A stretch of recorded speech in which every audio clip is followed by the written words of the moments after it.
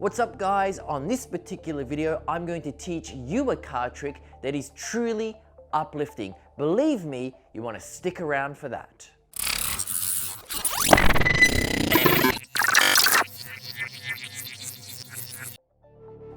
What's up guys? I'm Cosentino. Welcome back to my YouTube channel. If you're new, thanks for coming along. On these videos, I teach you tricks using everyday household items. So if you haven't subscribed, do that right now. Turn on the notifications and let's get started.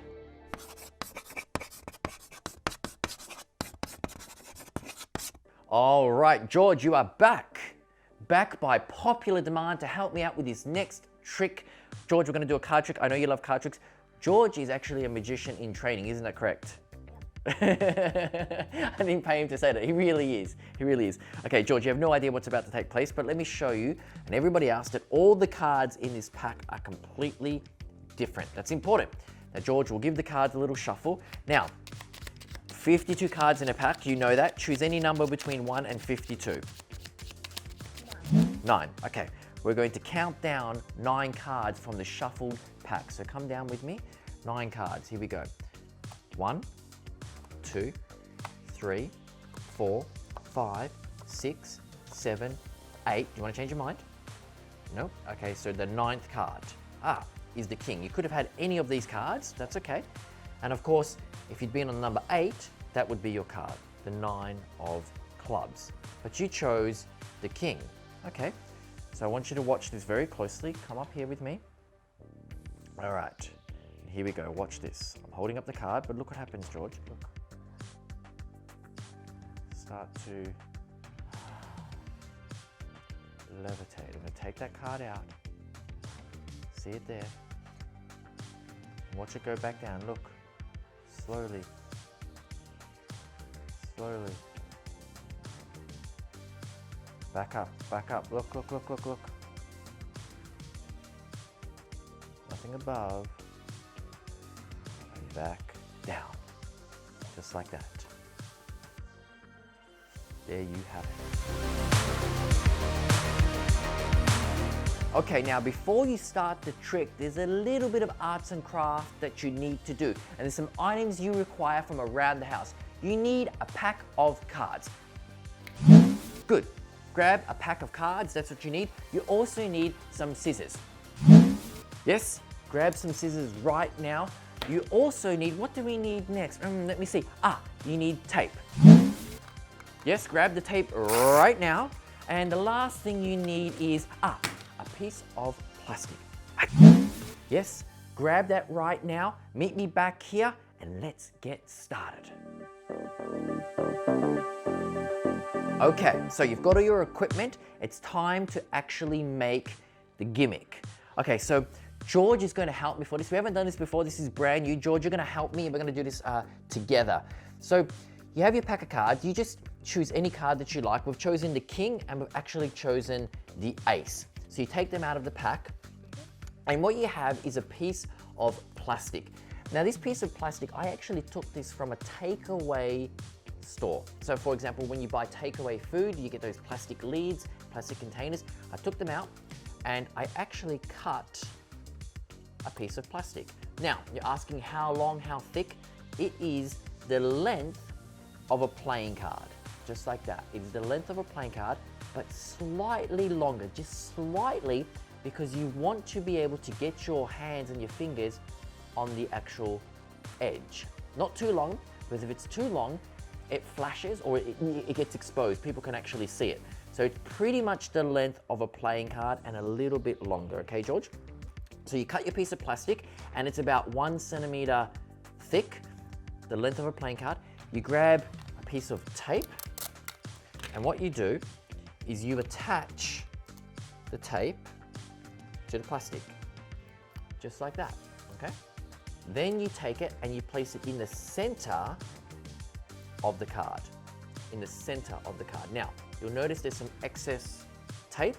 All you do is you cut it. You get rid of the excess because you don't want people to see it. Do not fold that over. If you fold the tape over, you'll see it on the card. So just cut it off, okay? That's why you have the scissors.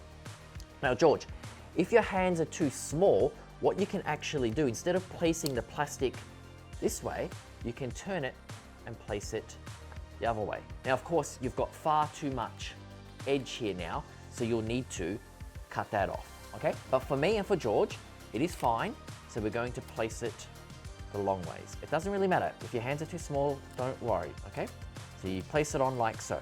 Good. So these are the ones that we have prepared earlier, okay?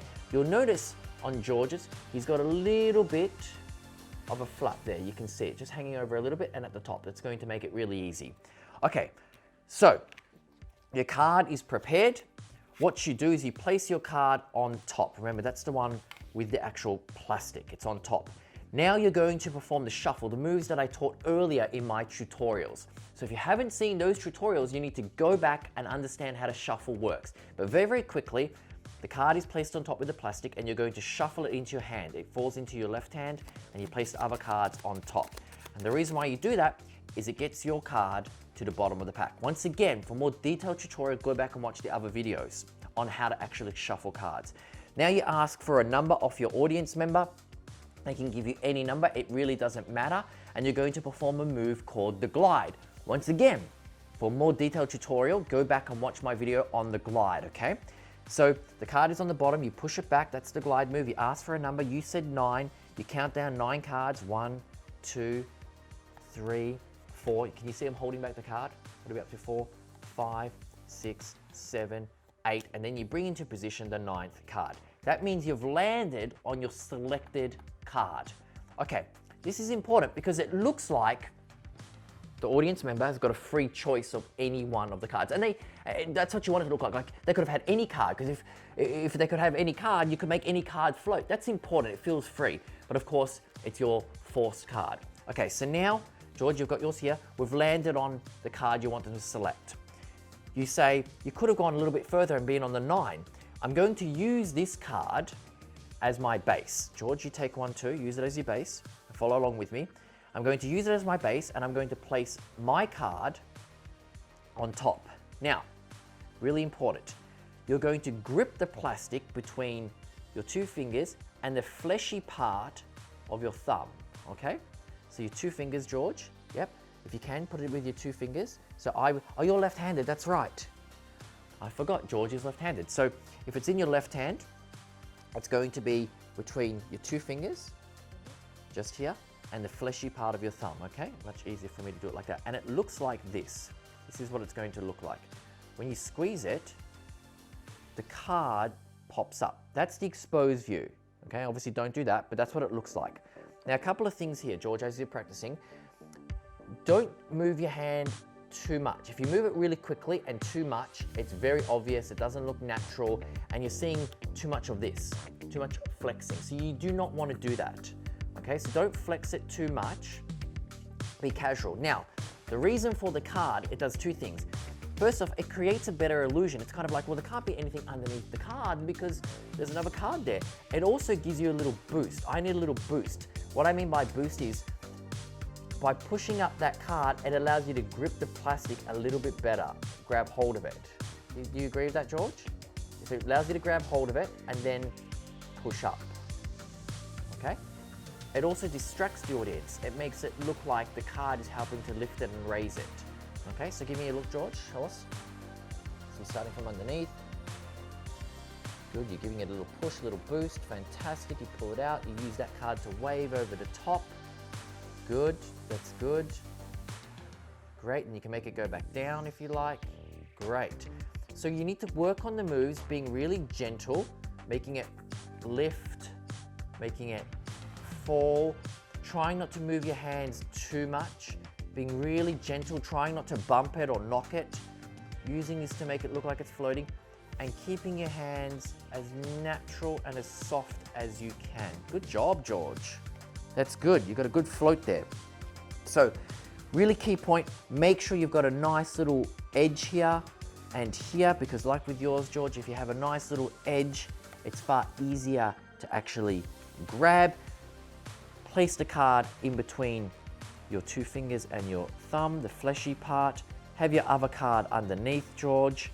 And of course, use that, once it's in position, use that to boost it up. See me just boosting it And then once you boost it, it gives you a nice little lift and a rise. Be gentle. Don't move your hand too much. Use this card to distract. And then catch it and flip it around to show them that it's completely normal. There you go. Awesome trick. Keep practicing, guys. Thanks, George.